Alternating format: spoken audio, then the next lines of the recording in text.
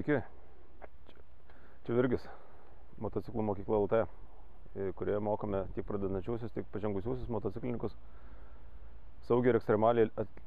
Šių triukų jokių būdų nebandykite atlikti gatvėje, kur yra didelis eismas. Viską darykite uždarose aikštelėse, kažkokiose nenaudojimuose kelio atkarpose ir aerodromuose. Šį kartą aš jums parodysiu, kaip reikia deginti padangą. Tai vadinamas burnautas, donautas, yra įvairių angliškų pavadinimų. Taigi, turite motociklą. Aišku, apšildę variklį, apšildę priekinę padangą. Esmė tokia, pirmiausia, gal pasimokykite tai daryti vietoje. O darymas yra toks. Įsivaizduokite, kad visa tai vyksta, kad galinis ratas sukasi greičiau, negu važiuoja motociklas paviršiaus atžvilgiu. Tai reiškia, kad jūs turite kažkaip prilaikyti motociklo priekį, kad galėtų suktis galą. Vietoje daroma taip. Įspaudžiate sankabą, aišku, įspaudę priekinius stabdžius, tada kažkiek atsistoja ant motociklo, kad galas būtų lengvas ir priekiu užspaudę priekį, kad jisai nepabėgtų jums. Atleidžiate sankabą, staigiai atleidžiate sankabą ir duodate gazo. Ir laikote. Tada motociklo galas pradeda suktis, pradeda virsti dūmai. Ir žiūrovams labai patinka.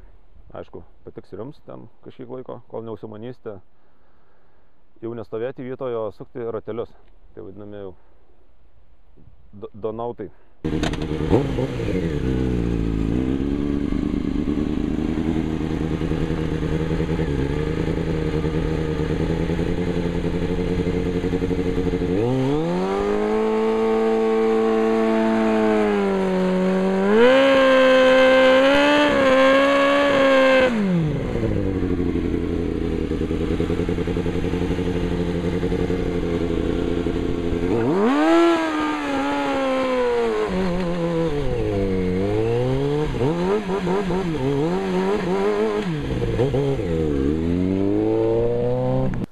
Taip, dabar parodau visą eigą, kaip visą tai reikia daryti. Atvažiuojate kažkur 10 km/h greičiu. Atsistojate ant kojelių, užkoto pasiruošite. Įspaudžiate sankabą, spustelnate priekinius stabdžius ir atleidžiate sankabą ir pasukate gazą. Tada jaučiate, kad priekis